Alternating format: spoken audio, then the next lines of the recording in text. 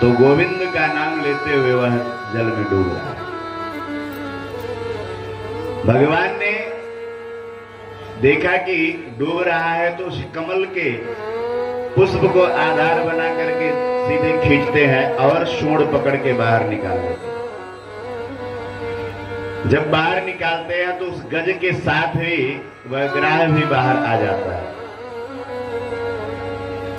और ग्राह को जैसे ही भगवान देखे तो अपने सुदर्शन चक्र से उसके मुख को फाड़ देते हैं। गोविंदाय नमो नमः। ग्राह भगवान के परम धाम को चला जाता है।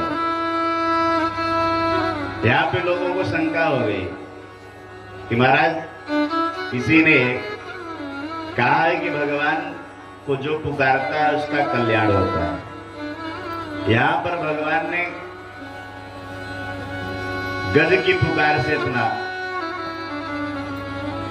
रूप प्रदर्शित किया, हरि रूप, लेकिन कल्याण पहले उसका कर रहे हैं, ग्राह का, जो तो उसका पहले से ग्रास बना रखा है गज का। तो भगवान कहते हैं कि जो मेरे चरणों को पकड़ता है, मेरे पाद पद्मों को पकड़ता है, मैं उसका तो कल्याण करता ही करता हूं, लेकिन जो मेरे भक्तों का चरण पकड़ लेता है उसका मैं कल्याण सबसे पहले करता हूं। यहां पर गज भी अनन्य आश्रित होकर के संसार के समस्त आश्रयों का परित्याग कर देता है और अनन्याश्रित होकर के गज भगवान को पुकारता है।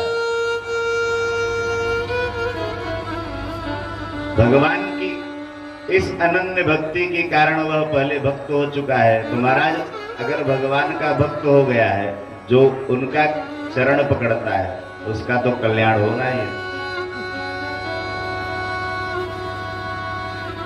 तो इस प्रकार से ग्राह का कल्याण हो गया। बोले महाराज ये ग्राह कौन था? तो स्वर्गादिक स्थान में गंधर्व इत्यादि हुआ करते थे। ये हुहु नाम का गंधर्व था।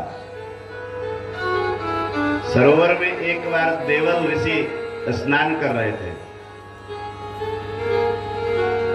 और स्नान करके संध्या करने लगे। ज्यों ही इसने देखा कि अब महात्मा संध्या में लग गए हैं, उनका पूर्ण ध्यान संध्या में है, तो जल में डूब करके जाता है और पैर पकड़ लेता है। जैसे ही जल के अंदर पैर पकड़ता है तो महात्मा डर जाते हैं। महाराज कहाँ का ध्यान, कहाँ की संध्या, छोड़ छाड़ के भागे, पहले जान बचे तब बाकी ध्यान होगा महाराज। और किसी तरह से अपना पैर छुड़ा के बाहर निकले, और जो ही बाहर निकले तो ये दूर जाके निकलता है और हंसने लगता है। बोला क्यों बाबा जी डर गए? महात्मा क्रोध में आ गए। बोले महाराज तूने भगवान की पूजा में विघ्न डाला है, भगवान की संध्या वंदन नहीं करने दिया है और इस प्रकार से पैर पकड़ा है, जा तो मगरमच्छ ही हो जाए। और जो ही श्राप दे दिया महाराज, वह मगरमच्छ हो गया। अब तो प्रायश्चित संतप्त होने लगा महाराज। बोला प्रभु हम तो यह कर्म ही करते हैं हंसाने का, परिहास करने का, मेरा इसमें कोई गलती नहीं है, तो हमारा कर्म ही है।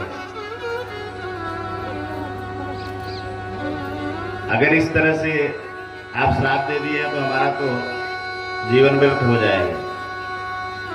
महात्मा बोले कोई बात नहीं, ऐसे ही अगर पैर पकड़ते रहोगे तो तुम्हारा एक दिन कल्याण हो जाएगा। और वही ग्राह आज गज का पैर पकड़ के अपना कल्याण करा ले। बोले महाराज ये तो ग्राह था, लेकिन गज कौन था? तो एक बार अगस्त ऋषि जा रहे थे और उनको इंद्रदुम्न नाम का राजा था, जिसने देखा तो लेकिन देखकर भी अनदेखा कर दिया और ऐसे मदान हो गया जैसे हाथी मस्त होकर के चलता है, उस तरह से चलने लगा। अगस्त्य ऋषि ने देखा कि इसने कोई न तो मुझे अभिवादन किया, ना प्रणाम किया, ना साष्टांग किया।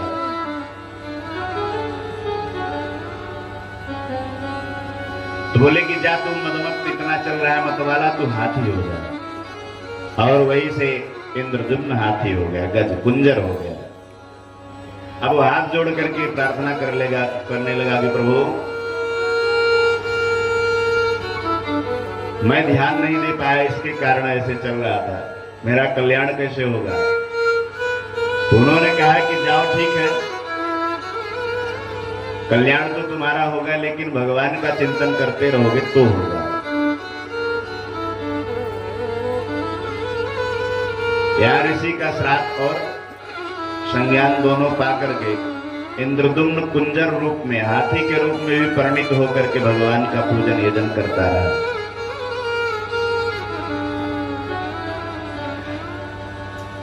भगवान का जब अनन्य भक्त बन गया तब उसका भी कल्याण हो गया। बोले श्री हरिनारायण भगवान की जय।